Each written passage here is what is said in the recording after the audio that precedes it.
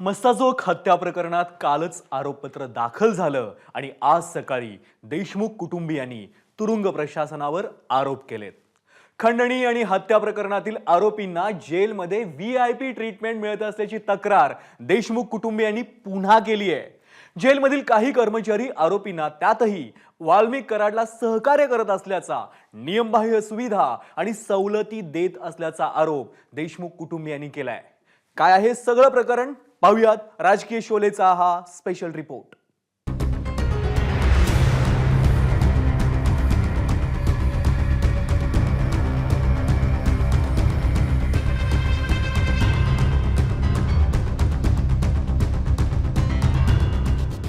वाल्मिक कराड जेलमध्ये आहे। त्याच्यासोबत आणखी 7 आरोपी गजाआड आहेत। संतोष देशमुखांच्या हत्येचे आणि खंडणीचे गंभीर आरोप त्यांच्यावर आहेत, पण जेलमध्ये राहूनही त्यांना व्हीआयपी ट्रीटमेंट मिळते।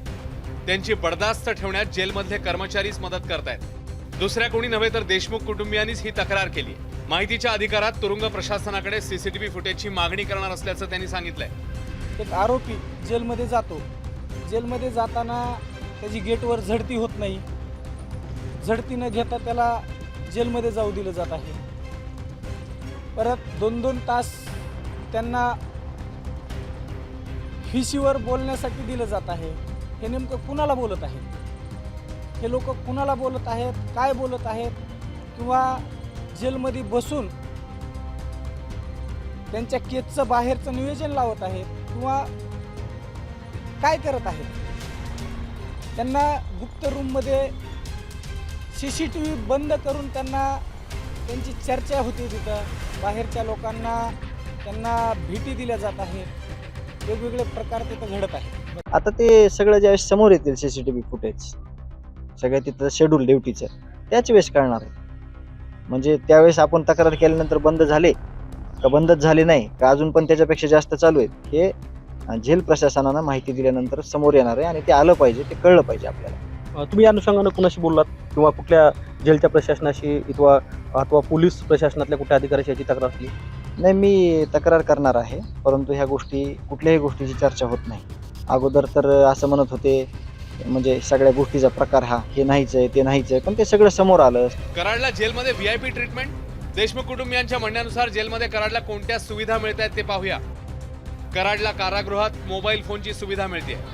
कराड, जयराम चाटे, सिद्धार्थ सोनावणे एकाच बराकीत आहेत। अधिकारी कर्मचाऱ्यांनी पैसे घेऊन त्यांना एकाच बराकीत ठेवलंय। पैशांच्या देवाणघेवाणीतून कराड VC द्वारे मुलाखती देतो। कर्मचारी डोईफोडे, सुभेदार चिंचाणेकडून कराडला नियमबाह्य सुविधा देण्यात येत आहेत। सीसीटीव्ही बंद करून कपडा गोदामातून डोईफोडे मार्फत कराड कारभार चालवतो। कैदी भास्कर बिटे शिलाई कामाच्या निमित्ताने निरोप पोहोचवतो। कारागृह कर्मचारी ढाकणे हा बंद्यांना चहा, नाश्ता, इतर निरोप पोहोचवतो।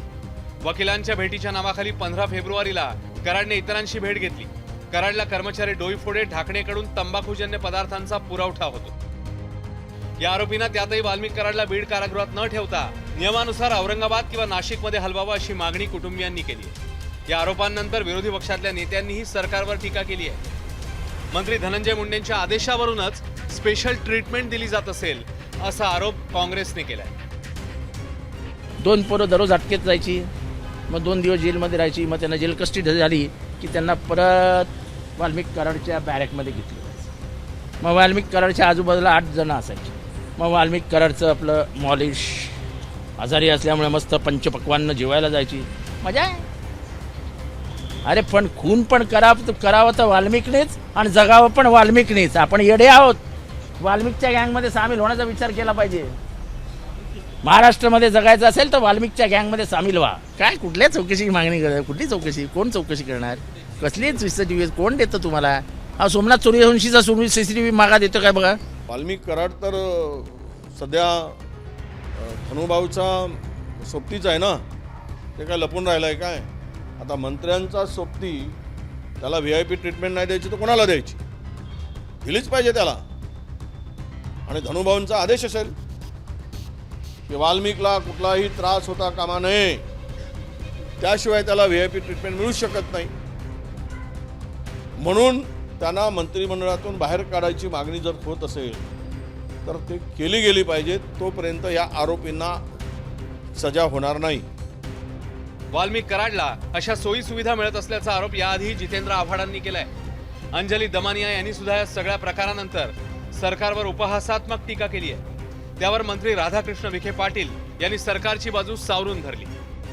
न्यायालयीन प्रक्रिया सुरू आहे, त्यांना अटक झालेली आहे, ते काही तुरुंगात आहे, तर त्या ठिकाणी काय घडतंय तसं काही सीसीटीव्ही फुटेज जर असेल तरी द्यावे शासनाला, पण असे कायद्याच्या पुढे कोणी मोठा नाही आहे. स्वारगेट बलात्कार प्रकरणात पोलिसांनी आपली भूमिका मांडली आहे. पोर्शे कार अपघात प्रकरणी सुद्धा पोलिसांनी पत्रकार परिषदा घेतल्या. एवढंच नव्हे तर तानाजी सावंत यांच्या मुलाच्या कथित हवाई अपहरण प्रकरणाचीही पोलिसांनी तात्काळ माध्यमांना माहिती दिली. मग संतोष देशमुख हत्या प्रकरणात आतापर्यंत पोलिसांनी एकही पत्रकार परिषद का घेतली नाहीये असा प्रश्न धनंजय देशमुख यांनी विचारलाय. हत्येला 3 महिने पूर्ण होत असताना पोलीस समोर येऊन काही महत्त्वाच्या प्रश्नांची उत्तरं देतील का, याकडे आपलं लक्ष असणार आहे. कृष्णा केंडेसह गोविंद शेळके, एबीपी माझा, बीड. एबीपी माझा, उघडा डोळे बघा नीट.